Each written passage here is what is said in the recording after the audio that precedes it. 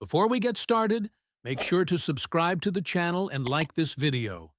That way, you'll always stay connected to our stories and never miss the next adventure. Here's the thing about the galaxy's most advanced civilizations. They built stations that could withstand supernovas, engineered artificial gravity that could crush diamonds into neutron paste, and cracked faster than light travel before most species discovered fire. But ask them to handle a scared animal? Suddenly, everyone's got somewhere else to be. The research station on Vexthul, a ice moon that made Antarctica look like a beach resort, hummed with the kind of sterile efficiency that screamed, "Designed by committee." Everything was smooth metal and pulsing lights, all very impressive, very cutting edge. Very much not designed for actual living creatures, predator or otherwise. But that's what you get when herbivores design predator research facilities. A whole lot of theory, not much practical sense. Florence stood in the cargo bay, watching the transport shuttles ramp lower with a hydraulic hiss that echoed off the walls. Steam rolled out like something from a budget horror film, because of course the temperature differential had to be dramatic. She'd been on Vexthul for 8 months now, and the theatrical environmental effects still made her want to laugh. "The specimen container is secure, yes? Yes, confirm, secure." Ulix's voice crackled through the comm system, high-pitched and warbling. The station commander was currently watching from the safety of the command center, which was his preferred location whenever anything remotely dangerous happened, which, on a predator research station, was basically always. Florence tapped her comm badge. "Container looks intact, Ulix. Relax." "Relax?" she says, "relax." Ulix's translation matrix struggled with what might have been a laugh, or possibly a sound of impending cardiac arrest. Easy for human to say. Human is apex predator. Human does not have evolutionary trauma from being prey. That was the thing about working with aliens from prey species backgrounds. Everything was evolutionary trauma. Loud noises? Evolutionary trauma? Unexpected movements? Evolutionary trauma? A slightly aggressive-looking vegetable in the commissary? You guessed it. Evolutionary trauma. The transport crew, 3 whim species workers in environmental suits, were already backing away from the container they'd just unloaded. It was a standard specimen transport unit, about the size of a small car, with reinforced walls and enough warning labels to wallpaper a house. Through the semi-transparent panels, something moved. Something big. Well, big-ish. Okay, it was probably the size of a large dog, but when you're a species that evolved running from things with teeth, size is relative. "Juvenile Qualith, as ordered," one of the transport workers said, their voice translator making them sound bored despite their body language screaming, "I want to be literally anywhere else." Clearance codes transmitted. "We're leaving now. Immediately now. Already gone now." They weren't kidding. The shuttle ramp was closing before. Florence could even acknowledge, the whole crew apparently on a tight schedule, that involved not being near predators for 1 nanosecond longer than legally required. Florence approached the container, her boots clicking on the metal floor. Inside, she could make out crystalline scales that caught the light like a disco ball designed by evolution. Multiple limbs ending in claws that definitely meant business, and eyes. Oh, those eyes, that glowed with an intelligence that was frankly unsettling. "Bokthu, you getting biometric readings?" Florence asked. "Yes, yes, readings obtained." The medical officer's buzzing voice came through the comm. Bokthu was insectoid, which theoretically meant they had fewer prey species hang-ups, but apparently their entire civilization had decided that discretion was the better part of valor. Specimen appears healthy. Elevated stress hormones. Recommend extreme caution. Recommend more caution than that. Recommend possibly reconsidering career choices. Noted, Florence said, biting back a grin. She'd studied the Colith species for months before this specimen arrived. Apex predators from a high-gravity world. Pack hunters with problem-solving intelligence that rivaled Earth's dolphins. Dangerous? Absolutely. But also behaviorally predictable if you understood pack dynamics and juvenile development. The container's control panel blinked green. Biometric scan complete. Internal atmosphere stable. The creature inside was cleared for release into the station's predator habitat wing. All Florence had to do was transfer it from the container to the habitat enclosure, a distance of maybe 20 meters down a reinforced corridor. Simple. Except, warning, warning. Wim's voice suddenly cut through the calm. Her species' natural anxiety cranked up to 11. Container integrity compromised. Repeat, container integrity compromised. Seal breach detected. Florence's head snapped toward the container. Sure enough, one of the panel seals was hissing, a thin line of frost forming where the temperature differential hit atmosphere. Must have been damaged during transport, the seals failing now that the internal pressure was equalizing. How bad? Florence asked, already knowing the answer wouldn't be good. Catastrophic failure imminent. Estimate 30 seconds before full breach. And that's when the alarms started. Not just any alarms. The full station emergency protocol, complete with flashing lights and a warning klaxon that sounded like a mechanical whale having an existential crisis. Subtle, it was not. All personnel evacuate cargo bay immediately. Olix's voice had gone up another octave, which Florence hadn't thought was physically possible. Predator containment failure. Evacuate, evacuate, evacuate. Florence heard the distinctive sound of blast doors sealing throughout the station, the automatic response to any containment breach, which meant everyone was now safely locked away in their designated panic rooms, leaving her alone in the cargo bay with a container that was about to pop open like the galaxy's worst surprise party. "Olix, I'm still in here," Florence said calmly. "Yes, aware of this. Get out. The doors are sealed. Override code. Use override code. Don't have it. You sealed me in." Silence on the comm. Then, oh no.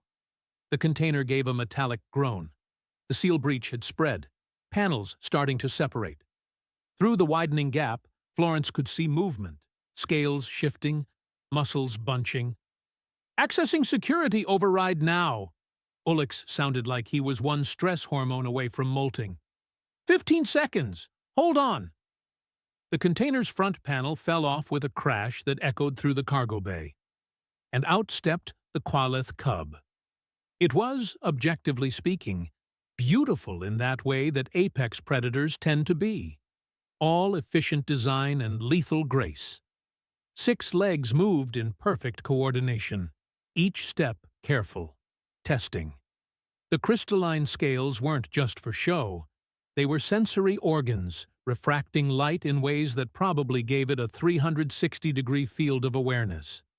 The head, somewhere between reptilian and feline, swiveled, taking in its new environment.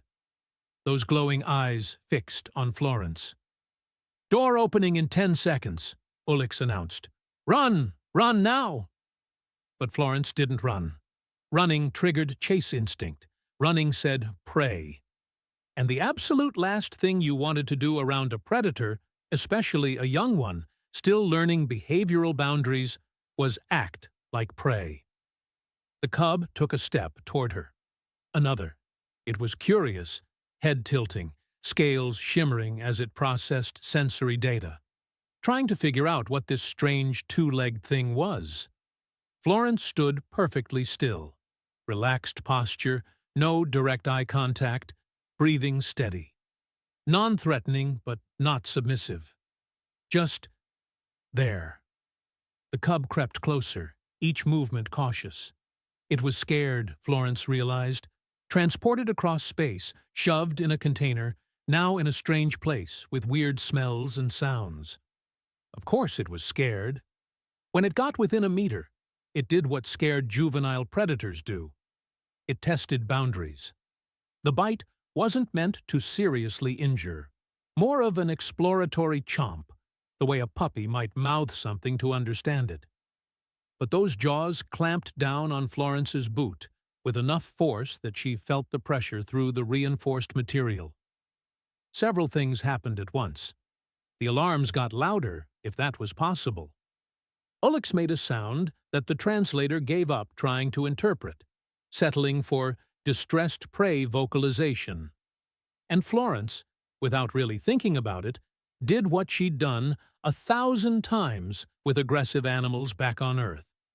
She pointed her finger directly at the cub's face, locked eyes with it, and in a voice that carried every ounce of calm, commanding authority she possessed, said, "No."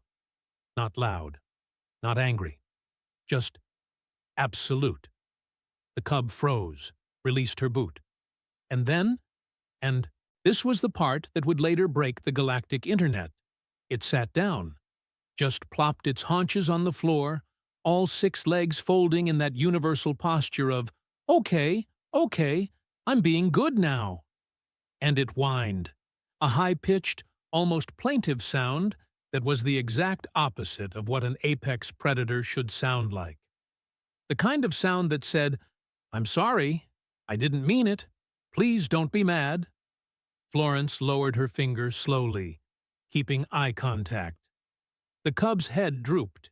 Ears, or whatever those frilled sensory appendages were, flattening against its skull.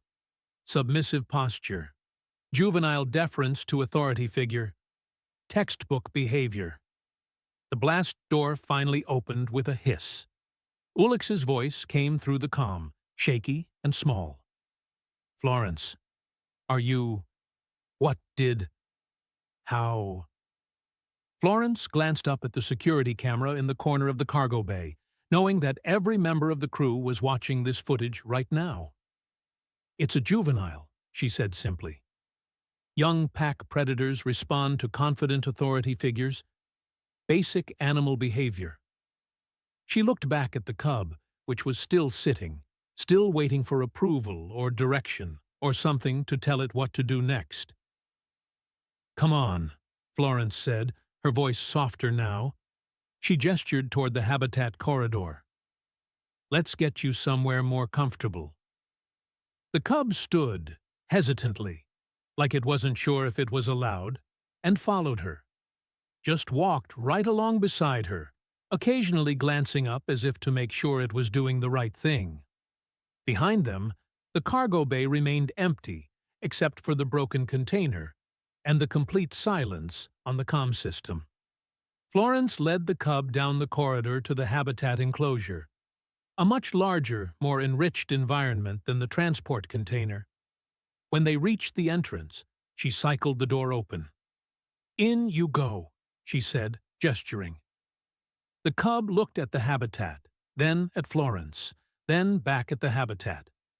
It stepped inside, turned around, and sat down again, watching her with those glowing eyes. Florence closed the enclosure door, locked it, and pulled up the habitat monitoring systems. Everything green.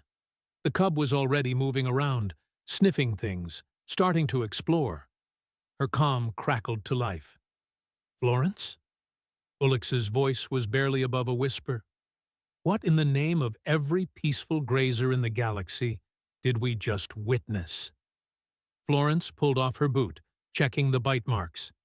Not even a scratch on the reinforced material, thankfully. "I told you. Basic animal behavior. It's a baby. Babies respond to confident adults, even across species. That is not basic anything. That was..." Ulix seemed to be struggling with both language and concept. "We have footage, the whole thing. WIM already transmitted it to the Galactic Council as part of the incident report." Oh no. Ulix, it's really not that. You pointed. It sat.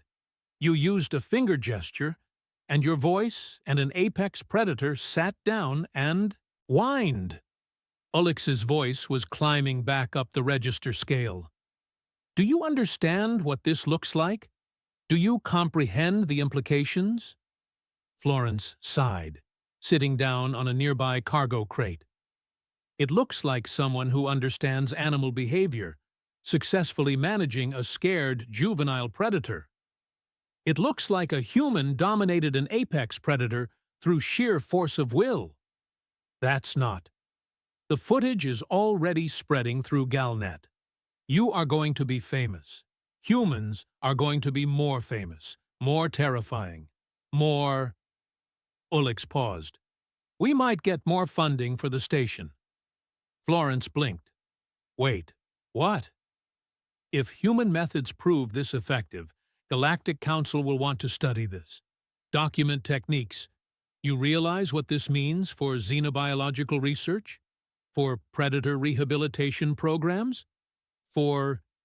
He was getting excited now, the fear temporarily overridden by bureaucratic opportunism. We could become the premier facility in the sector. In the habitat enclosure, the Qualith cub had found a raised platform and was curled up on it, watching the station activity through the transparent wall. It looked, Florence thought, like it was settling in just fine. Her comm buzzed with an incoming message notification. Then another. Then 5 more. Then 20. Florence, you are receiving communication requests from multiple news networks, research institutions, and... Wim's voice cut in, sounding awed. 3 different military organizations want to know if you offer training seminars. Florence put her head in her hands. It was going to be a long day. In the command center, Ulix pulled up the security footage again, watching the moment where Florence pointed and the cub sat. He replayed it 6 times, each viewing making him more certain of one thing. Humans were either the bravest or the craziest species in the galaxy. Possibly both. Definitely both. And they'd just hired one to work on a station full of the galaxy's most dangerous predators. What could possibly go wrong? The footage went viral in under 6 hours. Not just popular. Viral in that special way that breaks galactic communication networks and spawns 1,000 conspiracy theories before lunch. Within a day, Florence's finger point had been remixed, analyzed, slowed down, sped up, and turned into approximately 900 memes. Her favorite so far was the one where someone had edited in dramatic orchestral music and lens flares. Her least favorite was the one claiming she'd used ancient human pheromone warfare techniques passed down from prehistoric alpha hunters. I don't even know what that means, Florence said, staring at her datapad, while the Qualith cub, who she'd started mentally calling the kid, because naming research specimens was unprofessional, but thinking of them as anonymous subjects was depressing, played with an enrichment toy in its habitat. It means you are galaxy famous, Wim said, her chittering laugh making the translator sound like malfunctioning machinery. 23 million views, climbing every minute. Also, someone made a ballad about you. It has 4 verses. A ballad? Very dramatic. Much rhyming. Your name paired with Predator Whisperer and Apex Tamer, and, let me check my notes, she who makes the killers kneel. Florence groaned. I'm a xenobiologist. I understand animal behavior. That's literally my job. Yes, but you are human xenobiologist, Wim said, as if this explained everything. And in a way, it did. Humans had a reputation in the galactic community, the kind of reputation that made people either very curious or very nervous, depending on their species' position in the food chain. The thing was, humans occupied this weird evolutionary niche that most of the galaxy found baffling. Not the biggest, not the strongest, not the fastest. but persistent, adaptable, and with this unsettling ability to look at something that should trigger every survival instinct and go, what if I tried to understand it instead of running away? Most species picked a lane: predator or prey, fight or flight, eat or be eaten. Humans somehow ended up in all the lanes at once, and the rest of the galaxy couldn't figure out if that was brilliant or insane. The kid pressed its face against the habitat wall, watching Florence with those glowing eyes. When she glanced over, it made a small chirping sound, a contact call, according to the behavioral database. Basically, "Hey, I see you. You still there?" Florence chirped back, imitating the sound. The kid's scales shimmered in what the sensors interpreted as pleasure response. "See?" Florence gestured at the habitat. "It's not magic. It's just learning to associate me with safety and routine. Basic bonding behavior. You chirp at apex predator. Apex predator chirps back. This is somehow your argument for normal behavior?" Whim's antennae quivered in what might have been amusement or existential confusion. "Florence, I have worked with you for 8 months. You are least normal human, which means you are least normal being in galaxy."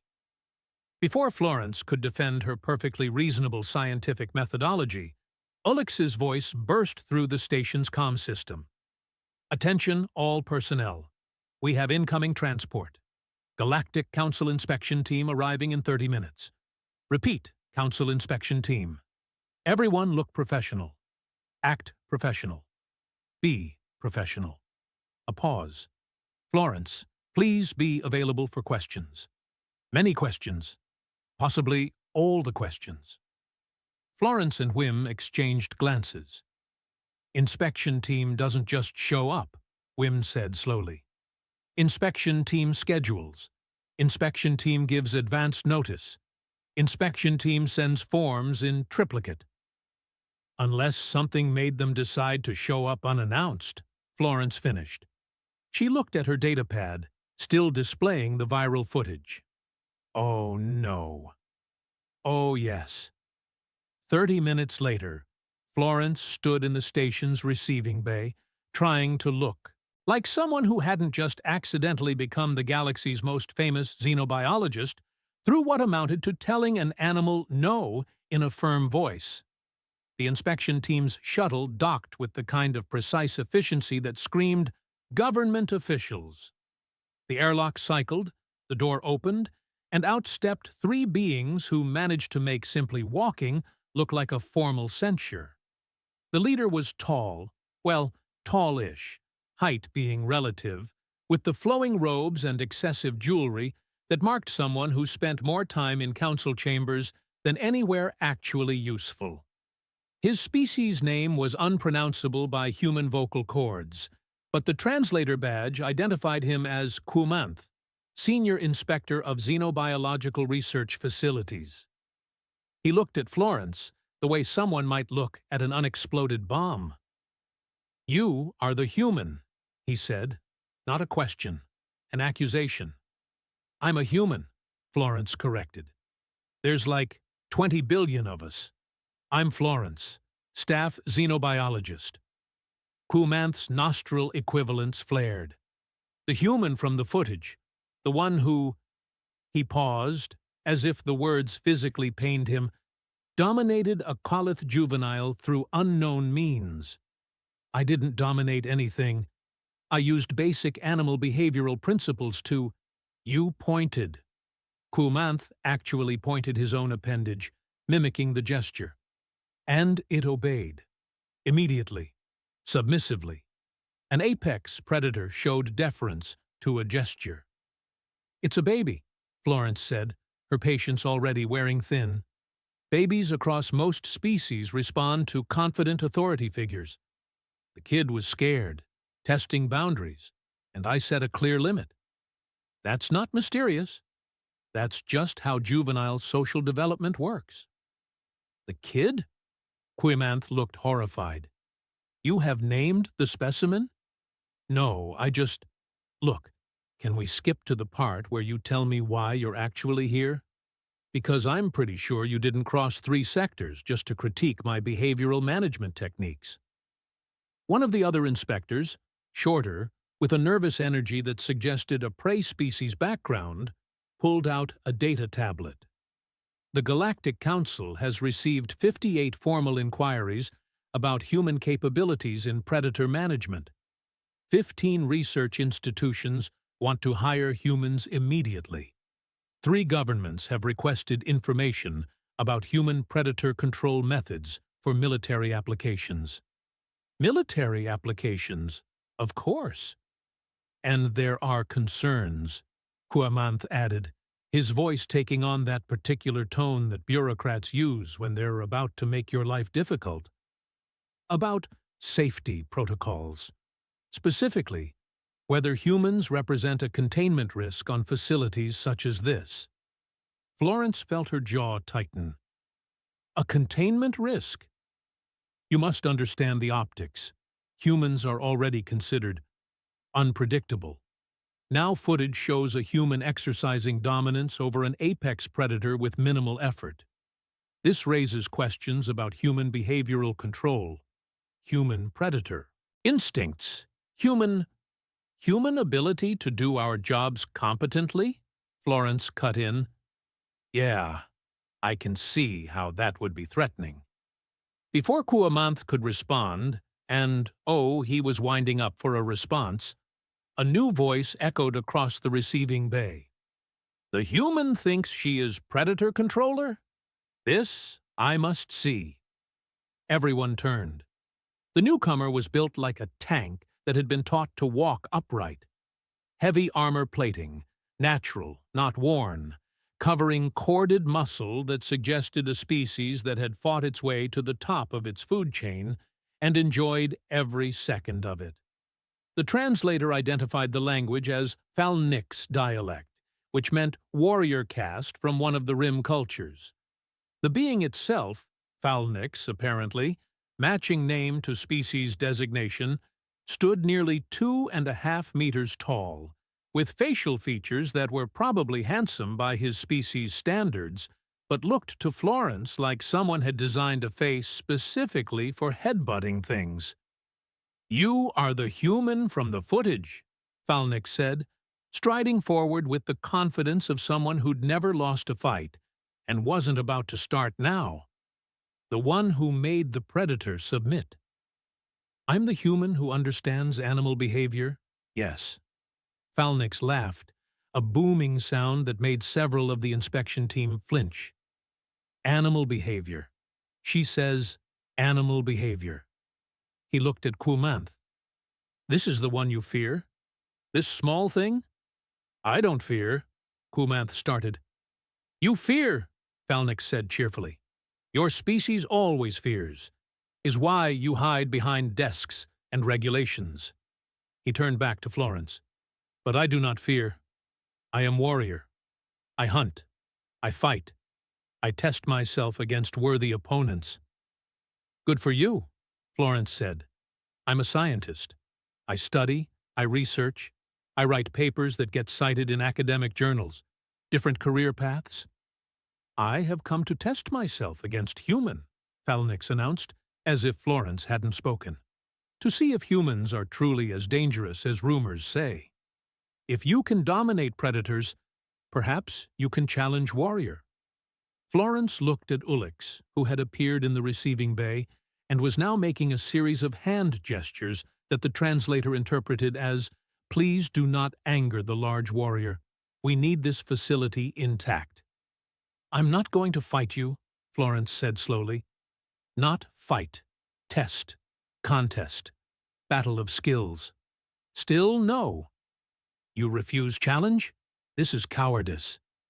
And here was the thing about Florence. She'd spent most of her life dealing with academic politics, grant committees, and peer review. She'd been talked down to, dismissed, and underestimated by people who thought xenobiologist meant plays with alien puppies all day. She'd developed a very specific tolerance for nonsense. which is to say, very little. "It's not cowardice," Florence said, her voice dropping into that same calm, absolute tone she'd used with the kid. "It's common sense. I'm not going to participate in some ego-measuring contest because you need to prove something about your warrior culture. I have actual work to do." Falnix's face did something complicated. The translator struggled for a moment, then settled on surprised respect, mixed with persistent aggression. "You speak with confidence, like alpha, like pack leader." "I speak like someone who has limited patience for interruptions.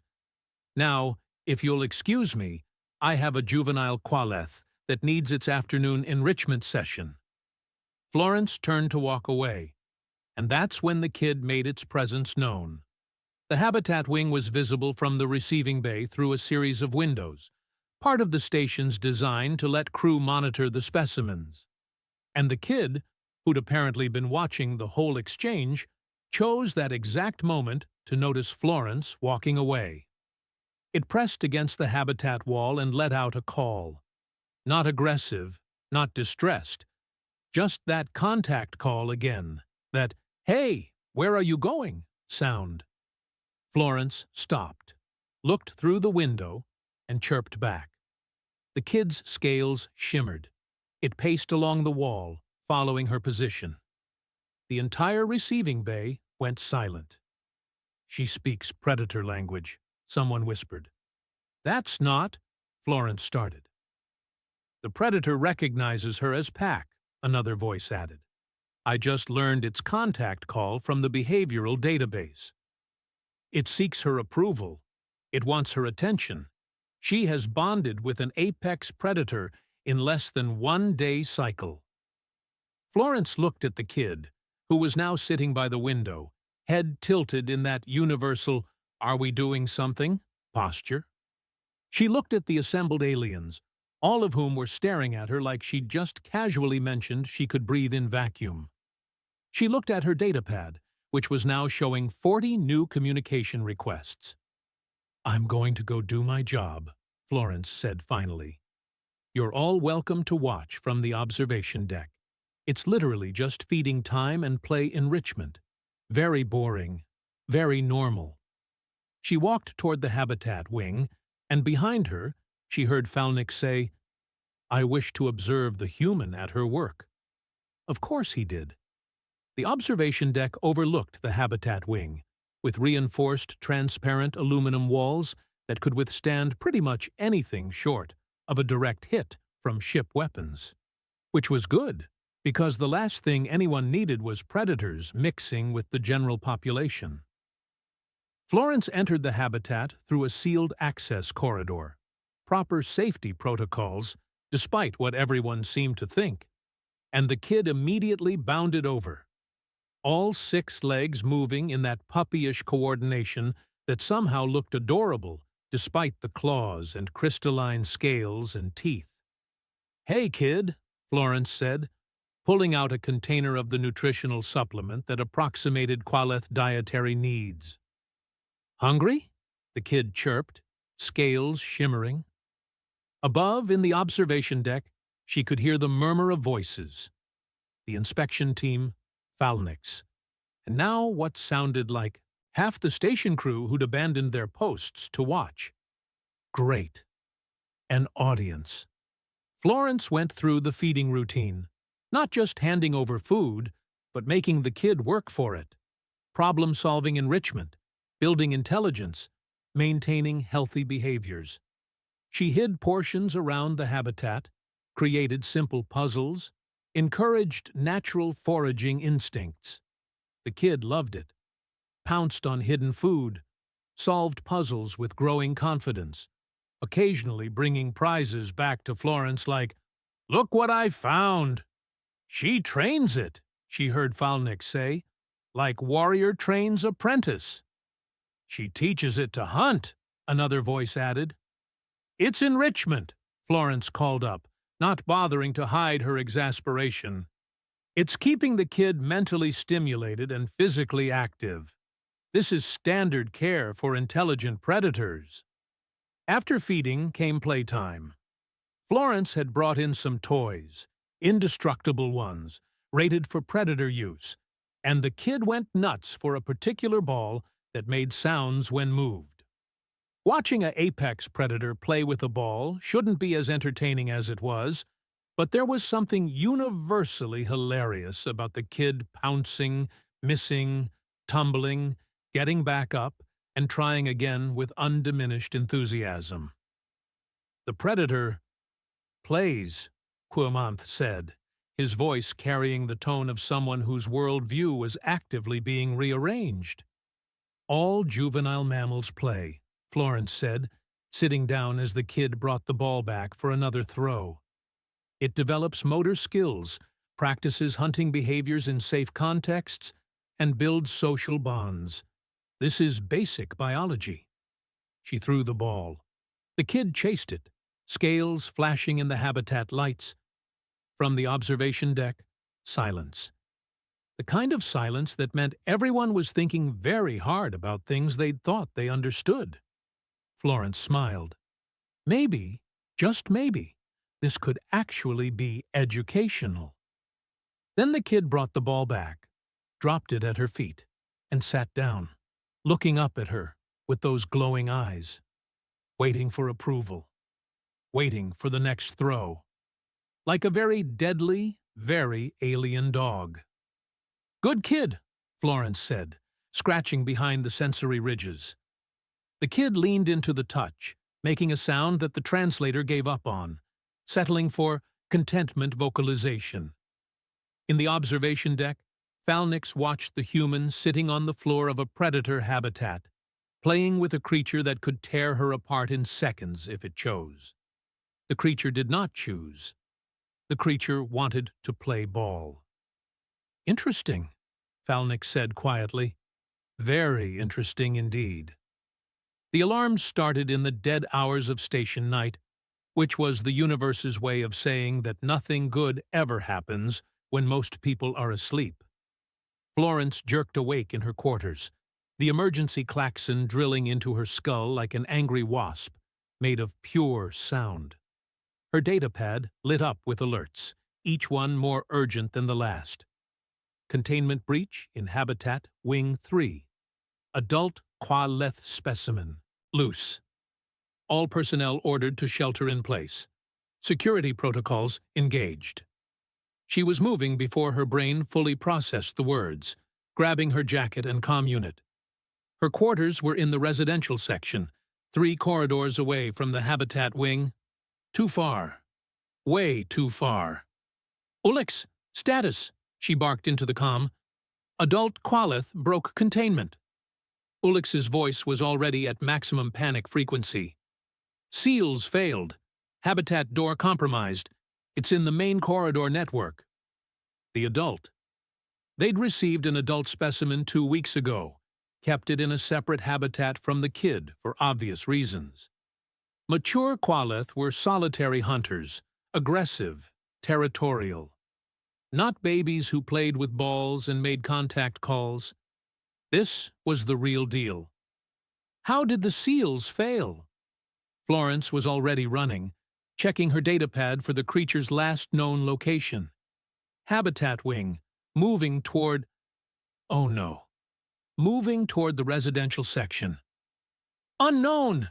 Maybe stress fracture, maybe installation defect, maybe the universe hates us. Ulix sounded like he was hyperventilating. "It's hunting. Florence, it's actively hunting. Sensors show predatory behavior patterns." Florence's blood went cold. "Where's the crew?" "Sheltering. Everyone locked down except..." A pause that lasted too long. Quamanth and his team were in the archives when the breach happened. They're sealed in. But that section won't hold long. The doors weren't designed for prolonged predator assault. What about Falnix? He insisted on staying in guest quarters near the Habitat Wing, said he wanted to be close to the action. He got his wish. The station's layout flashed through Florence's mind. The archives were 2 levels down, connected to the main corridor network by ventilation shafts that a determined Qualeth could absolutely navigate. The guest quarters were exposed, minimal reinforcement, and the kid's habitat was right in the adult's path. "Alex, I need you to patch me into all security cameras and get me a direct line to Falnix." "What are you going to do?" "Something stupid, probably." The comm crackled. Then Falnix's voice came through, remarkably calm for someone potentially about to become a midnight snack. "Human Florence, I hear the Predator." "Where are you?" "Guest quarters. Corridor Junction 12. The creature is—" A pause. "Close. I can hear it breathing through the walls." Florence checked her datapad. The adult's heat signature showed it circling that exact section. Hunting patterns. Testing doors. Looking for entry points. "Stay quiet. Don't move. Calleth hunt by movement and sound. I am warrior. I do not hide. You're a warrior who's about to get killed by something that evolved to hunt pack prey on a high-gravity world.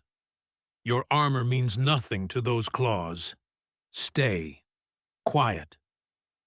Through the security feed on her datapad, Florence watched the adult Qualith prowl past a camera. It was massive, easily twice the size of the kid, scales darker and more angular, built for killing, refined by millions of years of evolution. And it was between her and everyone who needed help. Florence reached Corridor Junction 8, 3 sections away from the guest quarters. Through the walls, she could hear it. The scrape of claws on metal, the low rumble of hunting vocalizations. She pulled up the habitat controls on her datapad. The kid's enclosure, still sealed, still secure. But she could see the juvenile pacing, agitated. It could sense the adult nearby, chemical signals, maybe subsonic calls. The kid knew something was wrong. An idea formed. Terrible idea. Absolutely terrible. But it was the only one she had. "Ulix, I need you to trust me." Those words never precede good decisions. "I'm going to open the kid's habitat." Silence. Then, "You have lost your mind. The small predator and the large predator will both be loose. This is the opposite of solving the problem. The adult is hunting, but the kid—" Florence watched the juvenile's behavior on the security feed. The pacing pattern, the agitated scales, the contact calls. The kid is calling for its parent. Another pause. Longer this time. "Oh," Ulix said quietly. "Oh no. You're going to use the juvenile as bait." "I'm going to reunite a family," Florence corrected, "and guide them both back into containment. By putting yourself between them." "Yes. This is the worst plan I have ever heard." "Got a better one?" No response. Florence took a breath. Checked the corridor. Clear for now. "Open the kid's habitat. And, Ulix, if this goes wrong, make sure my personnel file notes that I was doing my job. If this goes wrong, I will be too busy having complete systemic collapse to worry about paperwork." The kid's habitat door cycled open with a hiss that sounded way too loud in the emergency-lit corridor. For a moment, nothing happened. Then the kid emerged, cautious, scales shimmering with uncertainty. It saw Florence and immediately chirped. That same contact call, that "Are you here?" sound. Florence chirped back. The kid bounded over, pressing against her legs like an oversized cat, seeking reassurance, seeking safety. "Good kid," Florence whispered. "Now, let's go find your parent before someone gets hurt." She started walking toward Corridor Junction 12, and the kid followed. Behind them, somewhere in the ventilation system, the adult Qualeth screamed, a sound that echoed through the station like a promise of violence. The kid answered, its juvenile call piercing the air. And from the guest quarters, Falnix's voice came through the comm. Florence, it stopped circling. It's listening. I know, Florence said. That's the point. She turned the corner into Junction 12. The adult Qualeth stood at the far end, backlit by emergency lights, every scale and claw designed for one purpose. It saw Florence. It saw the kid. And it moved. The adult Qualeth moved like liquid death, closing the distance between them in heartbeats. Florence's entire body screamed at her to run, every primate instinct howling that this was a predator, and she was very much prey. She stood her ground. The kid chirped again, louder this time, and darted forward, not attacking, but positioning itself between Florence and the adult. The juvenile's scales flickered with colors Florence had never seen before, patterns that the behavioral database hadn't documented. Communication. The kid was communicating with its parent. The adult slowed, head lowering, those glowing eyes fixed on the juvenile. A rumble came from deep in its chest, subsonic frequencies that Florence felt more than heard. The kid responded, scales still flickering, and then did something that made Florence's heart stop. It looked back at her, then at its parent, then back at Florence, introducing them. "Oh, you brilliant little thing," Florence whispered. The adult's attention shifted fully to Florence now, but the hunting tension had changed. It was still wary, still dangerous, but no longer in kill mode. It was assessing. "Alex," Florence said quietly into her comm, "I need you to open the main habitat enclosure. The new one we built last month? The big one? The one designed for family groups? That's the one." "Florence, that's on the other side of the station." "Then I guess we're taking a walk." What followed was the longest, most terrifying trek of Florence's life. She walked slowly, deliberately, with the kid at her side, and the adult Qualeth pacing behind them like a particularly deadly shadow. Every step felt like tempting fate, but the kid kept chittering, kept those scales flickering, kept its parent calm. They passed the guest quarters. Falnix's door opened a crack, and Florence caught a glimpse of his face. No longer cocky, no longer looking for a fight. Just watching with something that might have been awe. "Follow at a distance," Florence said. "Might need your help with the doors." To her surprise, Falnix nodded and slipped out, moving with a hunter's silence, keeping back, staying non-threatening. Smart. They reached the archives. Kumanth's voice came through the comm, shaky but present. "Florence, we can see you on the security feeds. What you're doing is insane," Florence offered. "I was going to say unprecedented." The new habitat loomed ahead, its entrance already cycling open. Florence could see inside, spacious, enriched, designed for multiple Qualeth, with room to establish territory but also interact. Everything the old enclosures weren't. The kid bounded forward, eager, and disappeared inside. The adult paused at the entrance, looking at Florence one last time. She held its gaze. No dominance, no submission. Just acknowledgement. The adult turned and followed its offspring inside. Florence hit the door controls, and the habitat sealed with a hiss of pressurizing locks. Her legs gave out. She sat down hard on the corridor floor, shaking with adrenaline crash. Falnix approached slowly, then sat down beside her. "I came here to test myself against a human warrior," he said quietly. "I see now that human strength is not what I thought. I'm not a warrior. No, you are something else, something my people have no word for." He gestured at the habitat, where the kid and adult were already interacting, the juvenile showing its parent the enrichment toys. "You understand what others only fear. This is greater than warrior strength." The comm crackled. Ulix's voice, steadier now. "Florence, Kumanth wishes to speak with you." The bureaucrat's face appeared on a wall monitor, and for once, he didn't look like he'd swallowed something sour. "I came here to evaluate human safety protocols, to determine if humans represented a risk to galactic xenobiological programs." "And?" Florence asked, too tired to care about politics. "My report will recommend that humans be given priority consideration for predator research positions. Not because you can dominate these creatures, but because you understand that they shouldn't need to be dominated." He paused.